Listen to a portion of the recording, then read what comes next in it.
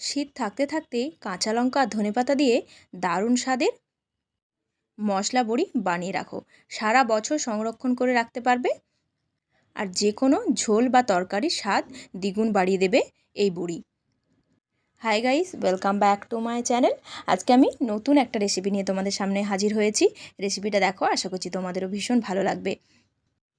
আজকে শেয়ার করব মেশিন ছাড়াও তোমরা একদম পারফেক্টভাবে কিভাবে বাড়িতেই বড়িটা বানিয়ে নেবে। আর থাকবে বড়ি বানানোর অনেক টিপস। তো রেসিপিটা শেষ পর্যন্ত দেখার অনুরোধ রইল।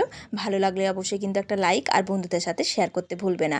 আর চ্যানেলে কেউ যদি নতুন বন্ধু হয়ে থাকো, চ্যানেলটিকে সাবস্ক্রাইব করে পাশে থাকা বেল আইকনটি প্রেস করে দেবে, যাতে আমি কোনো নতুন ভিডিও আপলোড করলে তার আপডেট তোমাদের কাছে পৌঁছে যায়। কাঁচা লঙ্কা আর ধনেপাতা দিয়ে এরকম স্বাদের বড়ি যদি তোমরা বানিয়ে রাখো, সারা বছর যে কোনো তরকারির সাথে দিয়ে তোমরা খেতে পারবে। এমনকি ভাজা খেতেও এটা বেশ সুন্দর লাগে। কথা না বাড়িয়ে চলো চলে যাই কিভাবে বড়িটা বানাবো তার প্রসেসে। তো প্রথমে আমি এখানে একটা কাপ নিয়েছি আর একটা বড় বোল নিয়েছি, যার মধ্যে আমি কাপ মেপে বিউলির ডালটা দিয়ে দিচ্ছি। এখানে আমি 2 কাপ ভিজিয়েছি। 2 কাপে কিন্তু অনেক বড়ি হবে, তোমরা চাইলে বেশিও বানাতে পারো আবার কমও বানাতে পারো। তো জল দিয়ে এটাকে সারা রাত ভিজিয়ে রেখে দেব।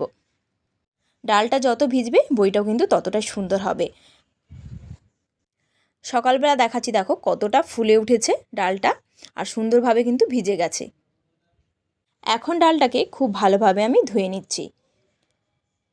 3 থেকে 4 বার পরিষ্কার করে ধুয়ে নেবে। অনেকে বিউলির ডাল গন্ধ বলে বড়িটা খেতে চায় না, তবে ভালো করে ধুয়ে নিলে বিউলির ডালের কিন্তু গন্ধ ছাড়বে না। আর হাতে বানানো বড়ি কিন্তু এতটা সুন্দর হয় না যেভাবে মেশিনে দিলে সুন্দর হয়। তবে আমার কাছে তো মেশিন নেই, তাই মেশিনটা আগে বানিয়ে নেব। তার জন্য কি করেছি দেখো, একটা দইয়ের প্যাকেট নিয়েছি। তোমরা যে কোনো প্যাকেট নিতে পারো, তবে অবশ্যই সেই প্যাকেটটা কিন্তু নরম হতে হবে, শক্ত হলে হবে না। আর কোলগেট ব্যবহার করার পর যে কোলগেটগুলো আমরা ফেলে দিই প্যাকেটগুলো, সেই প্যাকেটটার মুখটা আমি কেটে খুব ভালো করে ধুয়ে নিয়েছি। আর এভাবে দেখো কেটে নিয়েছি। দইয়ের প্যাকেটটার একটা কোণা আমি কেটে দিলাম, যাতে কোলগেটের যে মুখটা সেটা খুব ভালোভাবে ঢুকে যায়। তবে ছোট করে কাটতে হবে, বেশি বড় করে কাটার দরকার নেই। দেখো এবার ভেতর দিকে আমি কোলগেটের এই মুখটা ঢুকিয়ে দিলাম। তারপর ভালো করে প্লাস্টিকটাকে চেপে দিচ্ছি, যাতে কোনোভাবে এর মধ্যে থেকে বড়ির ব্যাটারটা না গলে যেতে পারে। এরপর এটাকে খুব ভালো করে বেঁধে দিতে হবে। এখন একটা সুতো দিয়ে খুব ভালো করে এটাকে বেঁধে নেব। এই মেশিনটা একবার বানিয়ে রেখে তোমরা অনেকবার ব্যবহার করতে পারবে। এটা কিন্তু নষ্ট হবে না। আর এটা দিয়ে তোমরা ছোট বড় বিভিন্ন সাইজেরও বড়ি তোমরা বানিয়ে নিতে পারবে। খুবই সহজে কিন্তু বাড়িতেই কিছু থাকা জিনিস দিয়ে সুন্দর একটা মেশিন তৈরি হয়ে গেল। দেখতে পাচ্ছ, পেঁচিয়ে পেঁচিয়ে খুব ভালো করে আমি বেঁধে দিচ্ছি, যাতে কোনোভাবেই বড়ির ব্যাটারটা না বেরিয়ে যেতে পারে। দড়ির বাকি অংশটুকু আমি কাঁচি দিয়ে কেটে দিলাম। দেখো মেশিন কিন্তু একদম রেডি হয়ে গেছে। এবার ডালটা বেটে নেব। তার জন্য দেখো আমি এখানে কাঁচা লঙ্কা নিয়েছি আর ধনেপাতা নিয়েছি। তবে কাঁচা লঙ্কার ঝালটা তোমরা তোমাদের পছন্দ অনুযায়ী নিতে পারো। যারা ঝাল খেতে বেশি পছন্দ করো, বেশি করে ঝালটা দিতে পারো। আমি এখানে কয়েকটা মাত্র নিয়েছি। আর ধনেপাতাটা নিচ্ছি। ধনেপাতাটা কিন্তু স্টেমটা দেবো না, শুধু পাতাগুলো বেছে নেব। সকালবেলা এত সময় না থাকলে তোমরা কিন্তু আগের দিনে এই কাজগুলো করে রাখতে পারো, তাতে সুবিধা হবে সকালবেলা তাড়াতাড়ি বড়িটা দিতে। এবার একটা মিক্সির জার নিয়েছি।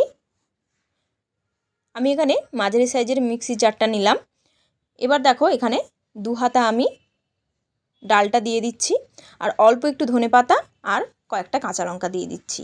তো আমি এভাবে করে 3 বারে বেটে নেব ডালটাকে। আর ডাল কিন্তু একদমই ভর্তি ভর্তি দেওয়া যাবে না, তাহলে ভালো করে বাটা যাবে না। এখানে আমি প্রথমে 3 চামচ জল অ্যাড করছি, পরে যদি লাগে তারপর দেবো আবার। দেখতে পাচ্ছ শুকনো করে একদম ঘুরিয়ে নিয়েছি। এরপর এখানে আরও 3 চামচের মতো জল আমি অ্যাড করে দিচ্ছি। তবে অবশ্যই জলটা অল্প অল্প করে দিয়ে দিয়ে মিক্স করতে হবে। বেশি দিয়ে দিলে বেশি পাতলা হয়ে গেলে বড়িটা ভালোভাবে হবে না। তো জলটা দেওয়ার পর আমি একটু মিশিয়ে নিলাম জলটা। এরপর আরও ভালো করে পেস্ট করে নিচ্ছি। দেখতে পাচ্ছ কত সুন্দর পেস্ট হয়েছে, আর কালারটাও কত সুন্দর এসেছে। সুন্দরভাবে পেস্ট হয়ে গেছে। আর এরকমই শক্ত শক্ত রাখতে হবে, বেশি পাতলা করে দিলে হবে না। তো এখন আমি দেখো একটা পাত্রে ঢেলে নিচ্ছি। অবশ্যই সাইডগুলো উঁচু হবে এরকম পাত্র নেবে, তাতে এটা ফেটাতে সুবিধা হবে। বাকি ডালটাও কিন্তু একইভাবে আমি বেটে নিলাম। এখানে এখন কিন্তু লবণ অ্যাড করব না, আগে ভালো করে ডালটাকে ফেটিয়ে নেব। তো যেহেতু কাঁচা লঙ্কা দিয়েছি হাত জ্বালা করতে পারে, তাই হাত দিয়ে আমি আর ফেটালাম না।